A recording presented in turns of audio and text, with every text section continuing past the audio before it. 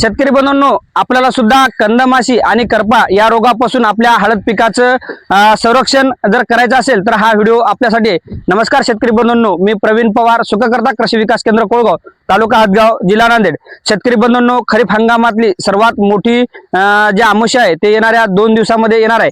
आज दिनांक 10 ऑगस्ट 2026 येणाऱ्या 12-13 तारखेला जांभळी अमावस्या म्हणून आपल्याला येणार आहे.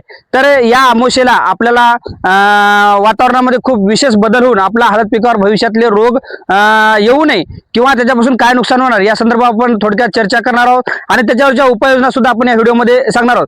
तर शेतकरी बंधूंनो, येणाऱ्या जांभळ्या अमावस्येला आपल्याला खूप मोठ्या प्रमाणामध्ये कंदमाशीचा अटॅक आपल्याला हळद पिकावर पाहायला मिळणार आहे. आता शेतकरी बंधूंनो, पहिली आपल्या हळदीचे कंद बरेच शेतकरी उघडे ठेवत असल्यामुळं कंदमाशी जी आहे ते आपल्या उघड्या कंदावरच अंडे घालण्याचं काम करत होती. पण आता कुठे प्रकारचं उघडा कंद नसल्यामुळं कंदमाशी आता या नरसाळ्यामध्ये पोंग्यामध्ये अंडे घालतायत. म्हणजे आता या अमावस्येला खूप मोठ्या प्रमाणामध्ये या पोंग्यामध्ये कंदमाशी अंडे सोडणार आणि येणाऱ्या 8 ते 10 दिवसांमधून याच्यामध्ये सूक्ष्म आळ्या तयार होऊन आपला कंद पूर्ण नासलेला आपल्याला दिसेल. पण त्यावेळेस आपल्याकडे कुठल्या प्रकारचा उपाय त्याच्या नियंत्रणावर करून काही फायदा होणार नाही. ही प्रक्रिया घडू नये किंवा याच्यापासून आपलं खूप नुकसान होऊ नये यासाठी आपण ही फवारणी घेणं गरजेचं आहे. त्यासाठी शेतकरी बंधूंनो, आता येणारी जे पुढची प्रत्येक अमावस्या आणि प्रत्येक पौर्णिमा दर 15 दिवसाला बरोबर अमावस्या आणि पौर्णिमा याचाच मुहूर्त साधून 1-2 दिवस मागे पुढे होईल, पण याचा मुहूर्त साधूनच तुम्ही फवारणी करायचा प्रयत्न करा. मध्यस्थी तुम्ही किती फवारण्या केल्या तर तुम्हाला योग्य असं नियंत्रण मिळणार नाही. आपल्याला चांगल्या कमी खर्चामध्ये चांगलं जर नियंत्रण करायचं असेल तर दर अमावस्या आणि दर पौर्णिमेला एक फवारणी तुम्ही घेण्याचा प्रयत्न करा. आता ही अमावस्या खूप मोठी अमावस्या आहे आणि यातून आपल्याला भविष्यामध्ये कंदमाशी आणि करपा हा रोग खूप मोठ्या प्रमाणात येणार आहे.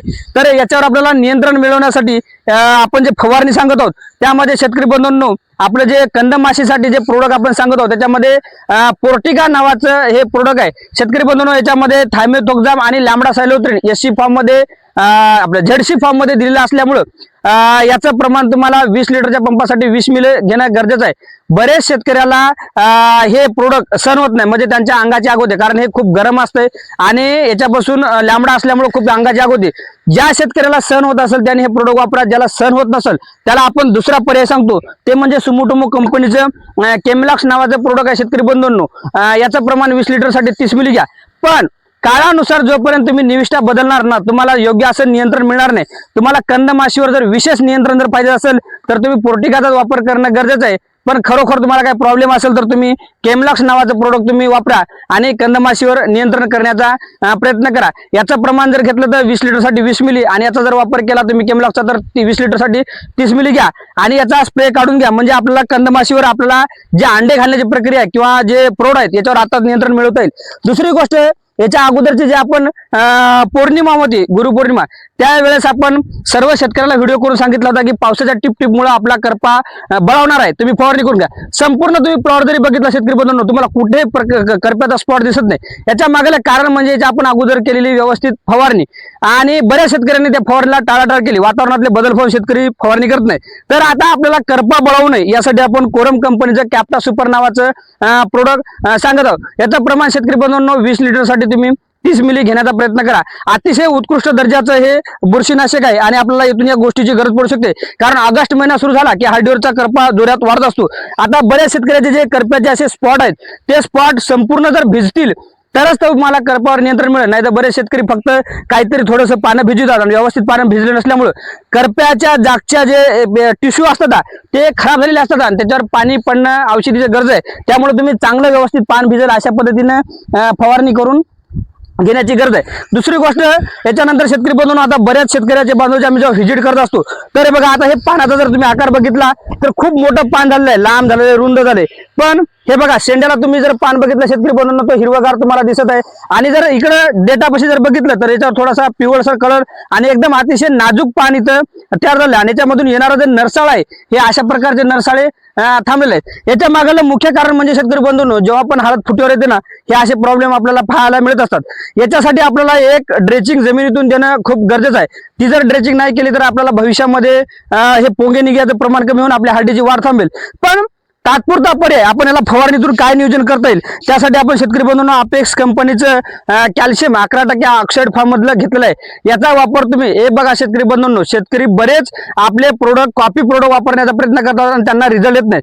जोपर्यंत तुम्ही उच्च दर्जाच्या निविष्ठा वापरणार नाही, आपण व्हिडिओमध्ये नेहमी सांगत असतो निविष्ठा दर्जेदार तरच होईल उत्पादन दर्जेदार, तर तुम्हाला चांगल्या कंपनीची निविष्ठा घेणं गरजेचं आहे. याचं प्रमाण तुम्हाला 20 लिटरसाठी 60 ml घ्या.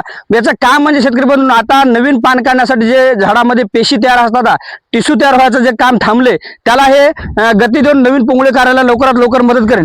दुसरी गोष्ट शेतकरी बंधूंनो, आताचा जर वातावरणाचा विचार करायला गेला तर खूप मोठा ट्रेस वातावरण आहे. पानामध्ये जे नवीन गती आहे अन्नद्रव्याच्या ग्रहणासाठी ही कुठेतरी मंद झाली आहे. याच्या कारण म्हणजे वातावरणातील ट्रेस. तर त्याच्यासाठी शेतकरी बंधूंनो, तुम्ही सुमुटोमो कंपनीचं एक याच्यासोबत निजू हे अन्नद्रव्य आहे शेतकरी बंधूंनो, हे घेणं गरजेचं आहे.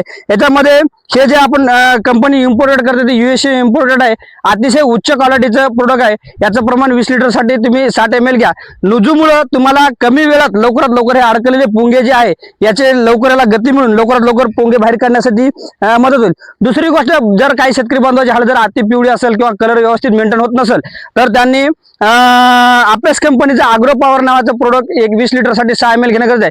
शेतकरी बंधूंनो, याच्यामध्ये उत्कृष्ट क्वालिटीचं ब्राविल सीड, कार्बोलिक ऍसिड आणि काही अमायनो ऍसिड, प्रोटीन्स असं भरपूर न्यूट्रिशन असल्यामुळं नॅनो तंत्रज्ञानावर आधारित असलेले 20 लिटरसाठी फक्त 6 ml हे प्रोडक्ट घ्या आणि हे आपल्या 20 लिटरसाठी वापरून फवारणी करून घ्या.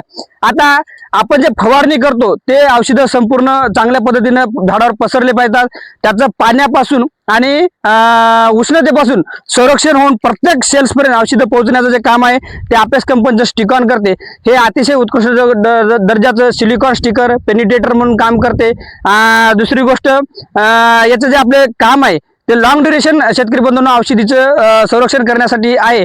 याचं प्रमाण तुम्ही 20 लिटरसाठी 10 ml घ्या. आणि भविष्यामध्ये येणारी आपली करपा, कंदमाशी आणि हे असे जे नरसाळे थांबलेले आहेत त्याचे पोंगे, हे सगळ्या गोष्टी व्यवस्थित होऊन हळदीची हिरवीगार होऊन वाढ होण्यासाठी ही फवारणी गरजेचं आहे. शेतकरी बंधूंनो, अमावस्या आणि पौर्णिमा हा मुहूर्त तुम्ही जाऊ देऊ नका. हळद व्यवस्थापनामध्ये तुम्ही जेवढं पण प्रिव्हेंटिव्ह नियोजन करशाल ह्याच्यापासून तुमचा भविष्यामध्ये खूप फायदा होईल. नाहीतर आपला हळद पिकाचं नुकसानही ठरलेलं आणि आपला खर्चही ठरलेला, या गोष्टीपासून आपलं नफ्यामध्ये तोटा होऊ शकतो. त्यामुळं सर्व शेतकरी बांधवांनी ही फवारणी करून आपलं हळदीची सुरक्षा करून घ्यावी. धन्यवाद.